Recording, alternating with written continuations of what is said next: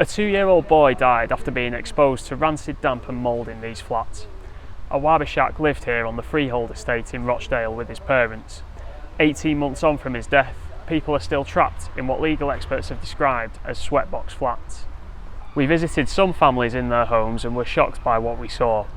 Kids are being forced to sleep in bedrooms where the walls are black with mould. For some families, it's in every room, and no matter what they do to get rid of it, it just keeps coming back.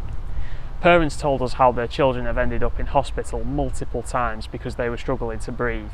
Others, like Anacleto Cassandra's young daughter, have suffered with asthma since they were born. But despite at least 2 of those families being told by GPs they need to move for the sake of their own health, many are still stuck in these flats, feeling trapped and forgotten. The Cassandra family have mould in their bedrooms, and it gets worse in the winter. Right now, they have 2 dehumidifiers sat on the floor of their hallway. The couple have spent their own money trying to fix the problem, but say nothing works and it keeps coming back. They are worried now about how it could be affecting their children's health.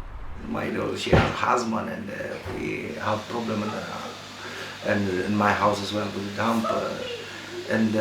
They came here, they sort out this years ago, but it's came back again, same things happen again.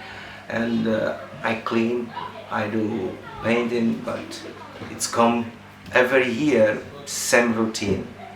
I do this every year, that is my routine. Josine de Cruz and his family also live in the flat and are constantly battling to keep their home mould and damp free.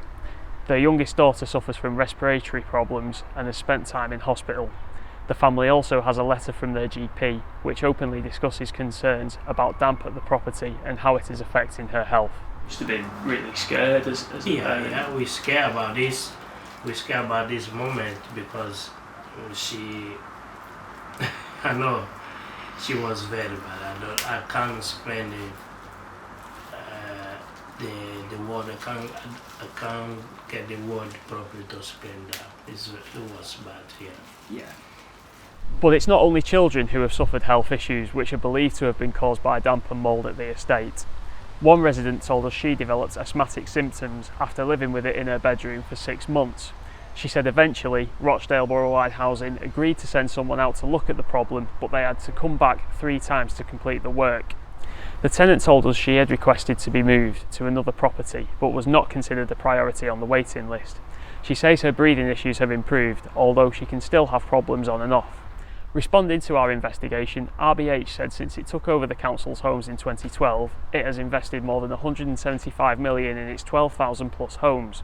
The Housing Association said it will also check all properties on freehold, adding, "We are saddened to hear about the issues raised by residents in this piece. We have made direct contact with all the residents to look at how we can support them and to ensure their homes are of the standard we would wish to see." A full inquest into Awaab's death is due to take place in November. A post-mortem revealed that the toddler had suffered environmental lung exposure, likely caused by the conditions he was living in. His family had been complaining to RBH over the state of their upstairs flat for years. Commenting on Awaab's death, RBH Chief Executive Gareth Swarbrick said, "We continue to extend our condolences to the Abdullah family. We commissioned an independent investigation immediately following the death of Awaab Ishak, which is with the coroner.